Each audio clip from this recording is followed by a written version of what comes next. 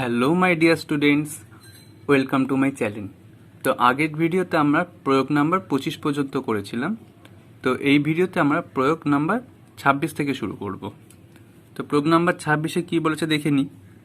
বলেছে কিছু পরিমাণ টাকার একই শতকরা বার্ষিক সরল সুদের হারে 3 বছরের সমৃদ্ধি মূল মানে সুদে আসলে 496 টাকা, আর 5 বছরের সমৃদ্ধি মূল 560 টাকা হলে ওই টাকার পরিমাণ এবং শতকরা বার্ষিক সরল সুদের হার হিসাব করি।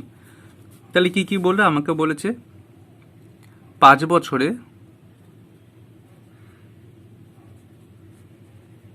কি বলেছে সুদে আসলে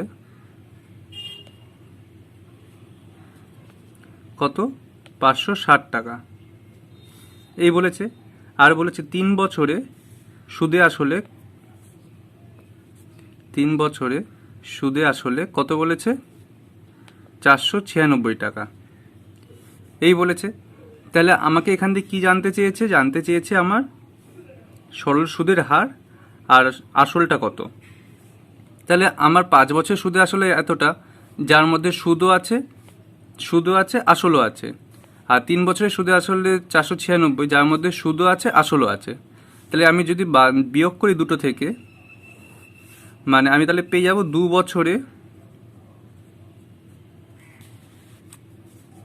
বছরে শুধু সুদ পাবো দুটো থেকে বাদ দিলে। তাই 2 বছরের সুদ কত হয়েছে 560 মাইনাস 496, 2 বছরের সুদ হয়েছে 64 টাকা। এত টাকা 2 বছরের সুদ, তাহলে এটা তো সরল সুদ। তাহলে এক্ষেত্রে 2 বছরের সুদ যদি 64 টাকা হয়, তাহলে 1 বছরের সুদ কত? 1 বছরে সুদ কত 64 ডিভাইড বাই 2, তাহলে কত হচ্ছে 1 বছরের সুদ 32 টাকা। এরপর 1 বছর যদি 32 টাকা, তাহলে 3 বছরের সুদ কত? 3 বছরের সুদ 32 ইন্টু 3, তাহলে কত হলো 3 দুগুণী 6 আর 3 তিরিকে 9, 96 টাকা। তাহলে আমি কি পেলাম 3 বছরে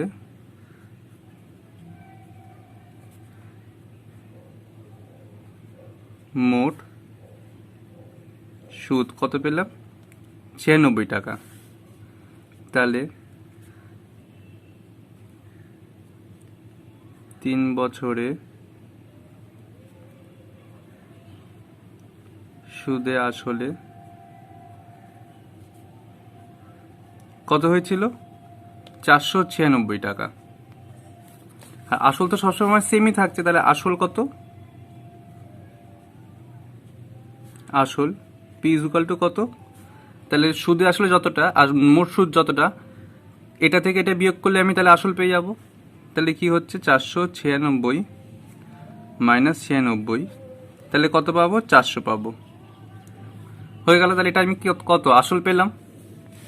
এটা আমি কত সময়ের মোট সুদ বার করছি, মোট সুদ আইজ হলো কত সময়, এটা 3 বছরে কত টাকা 96 টাকা। তাহলে সময়টা কত লিখি, সময় টি ইজুকাল টু কত 3 বছর। আমাকে কি কি জানতে চেয়েছিল? আমাকে জানতে চেয়েছিল আসলটা, যেটা আমরা বার করে ফেলেছি, আর আমাদের জানতে চেয়েছে সুদের হার কত। তাহলে সুদের হার আমাকে জানতে চেয়েছে, সুদের হার যেটাকে আমরা আর দিয়ে ডিনোট করছি ইজুকাল টু আর ধরে নিলাম। তাহলে এই ক্ষেত্রে আমাদের ফর্মুলাটা কি, P T R by 100 equal to I হয়। পি কত আমার 400, টি কত 3 বছর, আর কত জানি না, আর লিখে দিলাম, আই ডিভাইড বাই 100, আর এদিকে কত আই কত আমাদের 96 এই বলেছে। 100 0 কেটে দিলাম, তাহলে কি পড়ে থাকলো অর দিয়ে 3 ইন্টু 4, তাহলে কত হলো 12, 12 আর equal to 96, R equal to 96/12, তাহলে আর কত হলো? সুতরাং আর ইজ ইকুয়াল টু 96/12 করলে 8%। তাহলে কি কি পেয়ে গেছি আমরা দুটো অ্যান্সার পেয়ে গেছি। আর একটা হচ্ছে আসল পি ইজ ইকুয়াল টু কত? 400, আর সুদের হার আর ইজ ইকুয়াল টু কত? 8%। এই দুটো আমার তাহলে অ্যান্সার আমি পেয়ে গেছি। তাহলে কীভাবে পেলাম বুঝতে পারলে আশা করি। ফার্স্টে আমরা 5 বছরের যত টাকা সেটা দেখলাম, বিয়োগ করলাম 3 বছরে কত, তাতে আমরা কি পাবো? 2 বছরের, কারণ 5 থেকে 3 বিয়োগ করলে 2 বছরে সুদ পেলাম, কত টাকা সুদ। তারপরে আমি ওটা 1 বছরে কত, তাহলে 3 বছরে কত, ঐকিক নিয়ম করলাম, করে 3 বছর যখন আমি সুদটা পেয়ে গেলাম, মোট সুদ এত টাকা, আসল এত টাকা, কারণ সুদে আসলের থেকে সুদটা বিয়োগ দিলে আমি আসলটা পেয়ে গেলাম। পেয়ে গিয়ে আমি কি করলাম? আসল এত টাকা, মোট সুদ এত টাকা, সময় 3 বছর, তাহলে আর কত। এরকম আমরা অনেক আগে করেছি, আগে অনেকগুলো অঙ্ক এরকম করেছি। তো তারপরে সিম্পলভাবে আটটা আমরা বার করে নিলাম, যেটা আমার আসল বেরালো 400 টাকা আর সুদের হার বেরালো 8%। এরপর আমরা চলে আসি 27 নম্বর প্রয়োগে। তো 27 নম্বর প্রয়োগে কি বলেছে? সুবীর বাবু চাকরি থেকে অবসর নেওয়ার সময় প্রাইভেট ফান্ড ও গ্র্যাচুইটি বাবদ এককালীন 6 লাখ টাকা পেলেন। তাহলে এককালীন মোট কত টাকা পেয়েছে? 6 লাখ টাকা। ওই টাকা তিনি এমনভাবে ভাগ করেন, পোস্ট অফিসে ও ব্যাংকে আমানত করতে চান। মানে ওই 6 লাখ টাকাটার মধ্যে কিছুটা টাকা পোস্ট অফিসে এবং কিছুটা টাকা ব্যাংকে রাখে, যেন প্রতি বছর সুদ বাবদ 34,000 টাকা পান। তাহলে মোট সুদ কত পাচ্ছে? 34,000 টাকা। আর যদি পোস্ট অফিস ও ব্যাংকে বার্ষিক সরল সুদের হার যথাক্রমে 6% ও 5% হয়, তবে কোথায় কত টাকা রাখতে হবে হিসাব করি। তাহলে 6 লাখ টাকাটা কিছুটা অংশ কোথায় রাখছে? ব্যাংকে রাখছে, আর কিছুটা অংশ পোস্ট অফিসে রাখছে। তাহলে দেখি, আমি এই ক্ষেত্রে কি ধরে নিচ্ছে, লিখছি, ধরি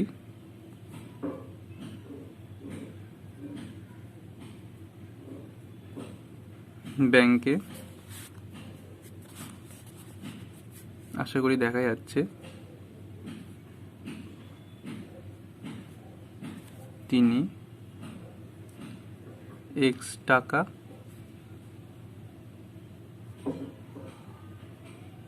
রাখেন। তো এটা লিখলাম। তো এই ক্ষেত্রে যদি ব্যাংকে X টাকা রাখে, তাহলে আমার ব্যাংকের ক্ষেত্রে কি হচ্ছে? আসল ইজ ইকুয়াল টু কত? X। কত সময় পরে উনি পাচ্ছে? সময় কত? প্রতি বছর, মানে 1 বছর। তারপর সুদের হার কত ব্যাংকে? সুদের হার ব্যাংকে কত বলেছে? 5%।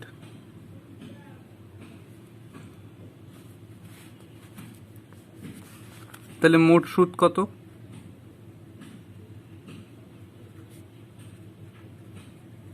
মোট সুদ ইজ ইকুয়াল টু কত? 1 ইন্টু X ইন্টু 5/100। তাহলে মোট সুদ আমাদের কত বেরালো? Is equal two 5x/100। এটাকে আমরা যদি আরেকটু সিম্পলিফাই করতে গেলে কি হবে? 5 দিয়ে 100 কাটলে x/20। তাহলে এটা হলো আমার মোট সুদ। এরপরে তিনি বাকি টাকাটা কোথায় রাখছে? পোস্ট অফিসে রাখছে।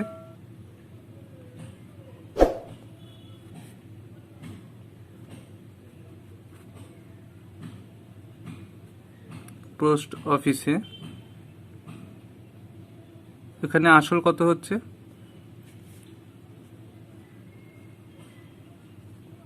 6 লাখ মাইনাস X, কারণ যদি X টাকা ব্যাংকে রাখে, তাহলে 6 লাখ টাকা যদি X টাকা ব্যাংকে রেখে যায়, তাহলে 6 লাখ মাইনাস X করলে বাকি টাকাটা সে কোথায় রাখছে? পোস্ট অফিসে রাখছে। এই ক্ষেত্রে সময় কত? 1 বছর। সুদের হার কত?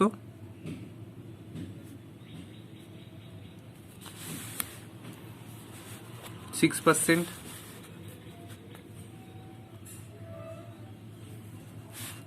মোট সুদ পেতে গেলে কি করতে লাগবে আমাদের?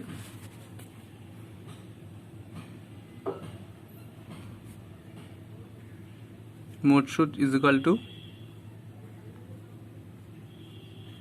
6 lakh minus X into 1 into 6% divide by 100। এটাকে যদি আমরা ফার্দার সিম্পলিফাই করতে তাহলে কি হচ্ছে? 6 into 6 36 minus 6x divide by 100। তো এবার আমরা লিখতে পারি কি না,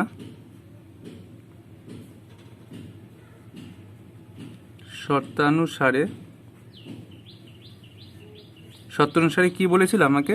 মোট সুদ সে কত পাচ্ছে? 34,000 টাকা। 34,000 টাকা। তাহলে একদিকে ও মোট সুদ পাচ্ছে কত? এত টাকা পোস্ট অফিস থেকে, আর ব্যাংক থেকে কত পাচ্ছে? x/20। তাই দুটো মিলিয়ে সে পাচ্ছে কত? 34,000 টাকা। তাহলে আমি লিখতে পারি x/20 প্লাস 36 lakhs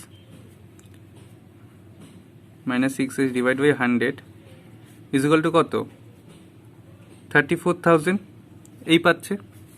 এটাকে আমরা সিম্পলিফাই করি তাহলে কি হচ্ছে? 100 5 ইন্টু 20 100 হয়, তাহলে 5x। এটা বুঝতে পারলে তো? এটা এলসিএম হলো, এই দুটো এলসিএম নিলাম আমরা, কত? 100 হলো। 20 100 হতে কত দিয়ে গুণ করতে হয়? 5 দিয়ে গুণ করতে হয়, তাই 5 দিয়ে এক্সট্রা গুণ হয়ে গেল। 5x হলো প্লাস 36 লাখ মাইনাস 6x কত হলো? এদিকে 34,000। এরপর আমরা কি করছি? 5x থেকে 6x মাইনাস করলে কত হচ্ছে? মাইনাস x প্লাস 36 লাখ, আর 100টা ডিভাইড ছিল দিকে চলে গেলে কি হবে? মাল্টিপ্লাই হয়ে যাবে। তাহলে কত হলো? 34 লাখ। অর দিয়ে minus x is equal two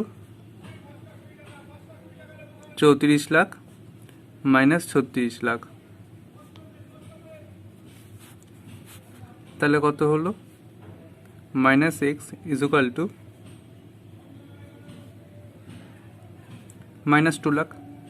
এই মাইনাস মাইনাস কেটে গেল, তাহলে সুতরাং এক্স ইজ ইকুয়াল টু কত? 2 লাখ। তাহলে এই ক্ষেত্রে কি এক্স মানে আমি কোথায় ধরেছিলাম দেখিনি আমরা? এক্সটা কোথায় ধরেছিলাম? ব্যাংকে ধরেছিলাম। তার মানে ব্যাংকে সে কত টাকা রেখেছিল? ব্যাংকে সে রেখেছিল 2 লাখ টাকা। তাহলে এই 2 লাখ টাকাটা কোথায় রেখেছিল? ব্যাংকে। আর পোস্ট অফিসে তাহলে কতটা রেখেছে দেখি? পোস্ট অফিসে কত বলেছিলাম? 6 লাখ মাইনাস এক্স। তাহলে এই ক্ষেত্রে কি হচ্ছে? 6 লাখ মাইনাস 2 লাখ, কারণ আমরা এক্স এর ভ্যালু কত জানলাম? 2 লাখ। তাহলে কত হলো? 4 লাখ। এটা কোথায় রেখেছে? পোস্ট অফিসে। পিও লিখে রাখলাম, পোস্ট অফিসে। তাহলে 4 লাখ রেখেছে পোস্ট অফিসে আর 2 লাখ রেখেছে ব্যাংকে। আশা করি অঙ্কটা তোমরা বুঝতে পারলে। আমি আরেকবার আবার বলে দিচ্ছি, সামারাইজ করে দিচ্ছি। ফার্স্টের ক্ষেত্রে আমরা কি করলাম? দু জায়গায় 6 লাখ টাকা ভাগ ভাগ করে রেখেছে, আমরা জানি না কোথায় কত রেখেছে, এটা আমাদেরকে বার করতে লাগবে। সেজন্য আমরা ফার্স্টে কি করলাম? ব্যাংকে রেখেছে x টাকা ধরে নিলাম। তাহলে সেক্ষেত্রে কত সময়ের জন্য? 1 বছর। প্রতি বছর তিনি 34,000 টাকা পাচ্ছে, তাহলে 1 বছরে সময়টা হলো। সুদের হার বলে দিয়েছে 5%। তাহলে মোট সুদ আমি করে নিলাম i = PTR/100 করে আমি মোট সুদটা বার করলাম কত? 5x/100। তারপরে পোস্ট অফিসের ক্ষেত্রে কত বলেছে? 6 লাখ টাকা টোটাল ছিল, তার মধ্যে x টাকা যদি ব্যাংকে রাখে তাহলে পোস্ট অফিসে কত রাখছে? 6 লাখ মাইনাস এক্স, একই সময় 1 বছরই, সুদের হার কত? 6%। তাহলে মোট সুদ কত বার করলাম? i = PTR/100 করে। তাহলে এবার আমি বলতে পারি এই যে সুদটা আর এই যে সুদটা এই দুটো সুদ মিলেই আমার কত 34,000 টাকা পুরো বছরে পাচ্ছে। সেজন্য আমি শর্তানুসারে কি করলাম, এইটা যোগ এইটা করে আমি কত করলাম 34,000 টাকা। এবার এটা যোগ করতে গিয়ে যেরকম আমাদের প্রসেস করতে হয় সেইভাবে আমরা করে কি পেলাম, এক্স এর ভ্যালু পেলাম আমরা 2 লাখ টাকা। আর যেহেতু 2 লাখ টাকা ব্যাংকে, তাহলে বাকি টাকা পোস্ট অফিসে, ওই জন্য 6 লাখ মাইনাস 2 লাখ 4 লাখ টাকা পোস্ট অফিসে। আশা করি তোমরা বুঝতে পারছো। তো এই ভিডিওতে আমি এই দুটো অঙ্কই করালাম, যেহেতু অঙ্কগুলো বেশ বড় বড়, ভিডিওটা অনেক বড় হয়ে যাবে। তো দেখা হচ্ছে পরবর্তী ভিডিওতে। যদি তোমরা আমার করানো অঙ্কগুলো বুঝতে পারো, যদি ভালো লেগে থাকে, তাহলে অবশ্যই চ্যানেলটিকে সাবস্ক্রাইব করো, পাশে থাকা বেল আইকনটিকে প্রেস করো, আর কমেন্ট করে অবশ্যই জানাও যে কীরকম লাগছে। আর যদি ভালো লাগে তাহলে সেটা লাইক করো। Thank you.